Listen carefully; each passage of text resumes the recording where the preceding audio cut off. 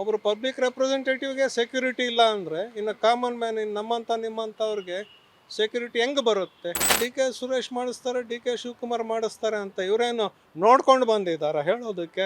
ಗೂಂಡಾ elements ತುಂಬ ಜನ ಇದ್ದಾರೆ. ಆ ಗೂಂಡಾ ಎಲಿಮೆಂಟ್ಸ್ಗೆ police are in their pocket. Police ಭಯ ಗೂಂಡಾಗಳಿಗಿಲ್ಲ, ಗೂಂಡಾಗಳ ಭಯ ನಮ್ಮ ಪೊಲೀಸ್ಗಳಿಗಿದೆ. That is the issue. Police ಇರೋದೇನು ಮಾಮೂಲು ಕಲೆಕ್ಟ್ ಮಾಡಿಕೊಂಡು ಸ್ಟೇಷನಲ್ಲಿ ನಿದ್ದೆ ಮಾಡೋಕ್ಕೆ?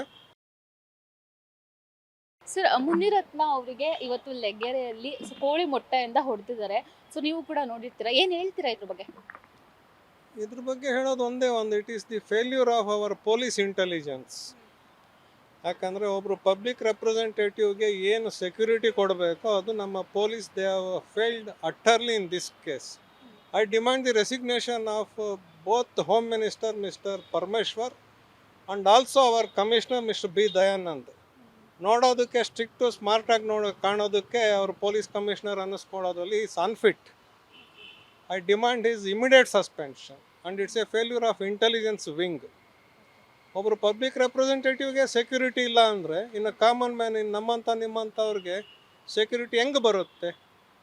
ಪೊಲೀಸ್ ಇರೋದೇನು ಮಾಮೂಲು ಕಲೆಕ್ಟ್ ಮಾಡಿಕೊಂಡು ಸ್ಟೇಷನಲ್ಲಿ ನಿದ್ದೆ ಮಾಡೋಕ್ಕೆ?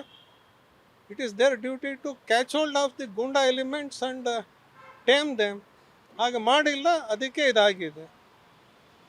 ಮತ್ತೆ ಅವರು ಮೊಟ್ಟೆಲ್ಲ ಹೊಡೆದ ಮೇಲೆ ಸೊ ಅವ್ರು ಹೇಳ್ತಿರೋ ಮುನಿರತ್ನ ಅವ್ರು ಹೇಳ್ತಿರೋದಂದ್ರೆ ಹೆಗ್ಗಲ್ಲಿ ಆಸಿಡ್ ಹಾಕೊಂಡು ಹೊಡೆದಿದ್ದಾರೆ ಅಂತ ಹೇಳ್ತಾ ಇದ್ದಾರೆ. ಸೊ ಒಬ್ಬ MLA ಮೇಲೇನೆ ಹೆಗ್ಗಿಗೆ ಆಸಿಡ್ ಹಾಕೊಂಡು ಹೊಡಿತಾರೆ ಅಂದ್ರೆ ಯಾವ ತರ ಇದೆ ಅಂತ ಅನಿಸ್ತಾ ಇದೆ ನಮಗೆ.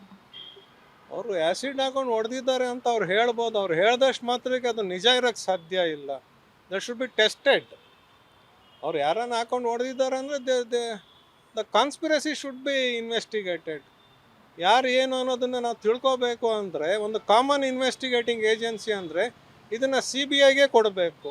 ಯಾಕಂದರೆ ನೀವು ಪೊಲೀಸ್ಗೆ ಕೊಟ್ಟರೆ ಅವ್ರು ಕಳ್ಳರವರು, ಪೊಲೀಸ್ನ ಅವರು ಬಚಾವ್ ಮಾಡ್ಕೊತಾರೆ ಹೊರತು ಅವ್ರು ಯಾವ ಕಾರಣಕ್ಕೂ ಆ್ಯಕ್ಚುಲ್ ಕಲ್ಪ್ರಿಟ್ನ ಹಿಡಿಯೋದಿಲ್ಲ ಅವರು. ಅದಾದ ನಂತರ ಡೈರೆಕ್ಟ್ ಆಗಿ ಅವ್ರು ಬೈಟ್ ಕೊಟ್ಟಿರೋದೇನಂದ್ರೆ ಇದನ್ನ ಮಾಡಿಸ್ತಿರೋದೇ DK ಶಿವಕುಮಾರ್ ಹಾಗೂ DK ಸುರೇಶ್ ಅವ್ರು ಮಾಡಿಸ್ತಾ ಇದ್ದಾರೆ ಈ ಕೆಲಸನ ಅಂತ ಡೈರೆಕ್ಟ್ ಆಗಿ ಅವರೇ ಹೇಳ್ಕೊಂಡಿದ್ದಾರೆ. ಸೊ ಇದ್ರ ಬಗ್ಗೆ ಏನ್ ಹೇಳ್ತೀರಾ? ಡೈರೆಕ್ಟಾಗಿ ಅವ್ರು ಹೇಳ್ಬೋದು ಡಿ ಕೆ ಸುರೇಶ್ ಮಾಡಿಸ್ತಾರೆ, ಡಿ ಕೆ ಶಿವಕುಮಾರ್ ಮಾಡಿಸ್ತಾರೆ ಅಂತ. ಇವರೇನು ನೋಡ್ಕೊಂಡು ಬಂದಿದ್ದಾರೆ ಹೇಳೋದಕ್ಕೆ? ಗೆಸ್ಸಿಂಗ್ ಮೇಲೆ 1000 ಹೇಳ್ಬೋದು, ಪ್ರೈಮ್ ಮಿನಿಸ್ಟರ್ ಮೇಲೂ ಹೇಳ್ಬೋದು. ಅರೆ ಸತ್ಯ ಅಸತ್ಯ ಬರಬೇಕಂದ್ರೆ ಅದು ತನಿಖೆ ಆಗಬೇಕು. ನಾವು ಹೇಳ್ದಷ್ಟು ಮಾತ್ರಕ್ಕೆ ಅದು ವೇದಾಂತ ಆಗೋದಿಲ್ಲ. ಅದು ಸತ್ಯ ಸಂಶೋಧನೆ ಆಗಬೇಕು. ಸತ್ಯ ಸಂಶೋಧನೆ ಆಗಬೇಕು ಅಂದರೆ ಕಾಮನ್ ಏಜೆನ್ಸಿ ಅಂದರೆ no confidence in state police. We should hand it over to CBI only. ಅದು CBIಗೆ ಕೊಟ್ಟರೆ ಅದು ಸತ್ಯ ಆಚೆ ಬರೋದು. And I have no confidence in the present commissioner mister Dayanand and also home minister mister G Parameshwar. ನೋಡೋಕ್ಕೆ ಸ್ಮಾರ್ಟಾಗಿ ಕಾಣಿಸಿದ್ರೆ ಹೋಮ್ ಮಿನಿಸ್ಟರ್ ಆಗಲ್ಲ, ಸ್ಮಾರ್ಟಾಗಿ ಶಾರ್ಪಾಗಿ ಕೆಲಸ ಮಾಡೋದು ಹೋಮ್ ಮಿನಿಸ್ಟರ್ ಆಗ್ತಾರೆ. ಇನ್ನು ಒಬ್ರು MLAಗೆನೆ ಜೀವ ಬೆದರಿಕೆ ಇದೆ ಅಂತಂದ್ರೆ ಯಾರೋ ಒಬ್ರು ಬರ್ತಾರೆ ಹೆಲ್ಮೆಟ್ ಹಾಕೊಂಡು ನೀವು ರಾಜೀನಾಮೆ ಕೊಡಬೇಕು ಅಂತ ಹೇಳ್ತಾರೆ ಅಂತ ಅವರೇ ಹೇಳ್ತಾ ಇದ್ದಾರೆ. ಕೊಲೆ ಬೆದರಿಕೆ ಇದೆ ನನಗೆ, ನಾನು ಕೊಲೆ ಆಗ್ತೀನಿ ಅಂತ ಅವರೇ ಹೇಳ್ಕೊಳ್ತಾ ಇದ್ದಾರೆ ಇವಾಗ. ಸೊ ಇದ್ರ ಹಿಂದೆ ಇರೋದು DK Shivakumar, DK Suresh, ಕುಸುಮನ್ನ MLA ಮಾಡೋದಕ್ಕೋಸ್ಕರ ಇದನ್ನೆಲ್ಲ ಮಾಡ್ತಾ ಇದ್ದಾರೆ ಅಂತ ಡೈರೆಕ್ಟ್ ಆರೋಪ ಮಾಡಿದ್ದಾರೆ. ಅವ್ರು ಆರೋಪ ಮಾಡೋದಕ್ಕೇನು ಗೆಸ್ಸಿಂಗ್ ಮೇಲೆ ಅವರು 1000 ಮಾಡ್ಬೋದು. ಅದು ಸತ್ಯ ಸಂಶೋಧನೆ ಆಗಲೇಬೇಕು. ಅದು ಇವಾಗ ಯಾರೋ ಮಾಡಿಸಿ ಇವ್ರ ಮೇಲೆ ಹಾಕ್ಬೋದಲ್ವ? ಇದು ನಾವು ಯಾವತ್ತೇ ಅಲ್ಲಿ ಸತ್ಯ ಸಂಶೋಧನೆ ಆಗಬೇಕು. ಅದೇ ಆಗಲಿಲ್ಲ ಅಂದರೆ there is no meaning in going by guessing.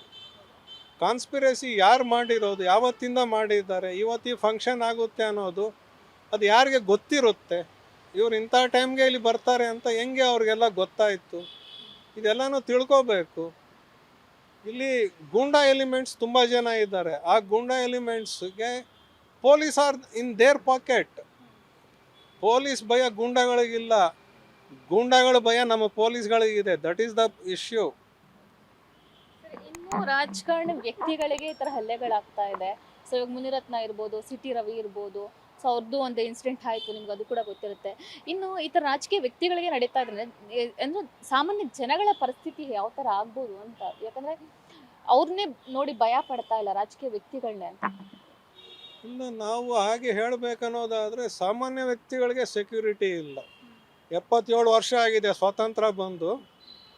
ಇವತ್ತು there is no law and order situation which is proper in the nation. Not only in Bangalore or Karnataka, throughout India law and order has gone to dogs. ಇದಕ್ಕೆ ಕಾರಣ hour police and politicians. ನಮ್ಮ ರಾಜ್ಯದ ಇವತ್ತಿನ ರಾಜಕೀಯದ ಪರಿಸ್ಥಿತಿ ಬಗ್ಗೆ ನೀವೇನು ಹೇಳೋದಕ್ಕೆ ಇಷ್ಟಪಡ್ತೀರಾ ಸರ್? ತುಂಬಾ ವರ್ಷಗಳಿಂದ ನೀವು ರಾಜಕೀಯ ನೋಡ್ಕೊಂಡು ಬಂದಿರ್ತೀರಾ, ಬಟ್ ಇವಾಗಿನ ಪರಿಸ್ಥಿತಿ ನೋಡಿದ್ರೆ ಏನು ಹೇಳ್ತೀರಾ? ಇವಾಗಿನ ರಾಜಕೀಯ ಪರಿಸ್ಥಿತಿ ನೋಡಿದ್ರೆ ಅವ್ರಿಗೆ ಪ್ರಜಾಸೇವೆ ಬೇಡ, ಅಧಿಕಾರ ಬೇಕು, ದಬ್ಬಾಳಿಕೆ ಬೇಕು. ಅವ್ರು ಹೆಂಗೆ ಅಧಿಕಾರಕ್ಕೆ ಬರ್ತಾರೆ ಅನ್ನೋದು ಮುಖ್ಯ ಅಲ್ಲ, ಅಧಿಕಾರಕ್ಕೆ ಬಂದು ಎಲ್ಲ ಅನುಭವಿಸ್ಬೇಕು. ನಾವು ನೀವು ಕಟ್ಟಿದ ಕಂದಾಯ ದುಡ್ಡಲ್ಲಿ ಅವರು ರಾಜಭೋಗ ಅಂದರೆ ಪೆಲೇಶಿಯಲ್ ಲೈಫ್ ನಡ್ಸೋಕ್ಕೆ ಇಷ್ಟಪಡ್ತಾರೆ. ನಮ್ಮ ದುಡ್ಡನ್ನೇ ಲೂಟ್ ಮಾಡಿಕೊಂಡು ಮಜಾ ಮಾಡಿ ಅವ್ರ ಆಸ್ತಿನ ಅವ್ರು ಬೆಳೆಸ್ಕೊಳಕ್ಕೆ ಇಷ್ಟಪಡ್ತಾರೆ ಅಷ್ಟೇ ಹೊರತು ಪ್ರಜಾಸೇವೆ ಅನ್ನೋದು ಶೂನ್ಯ.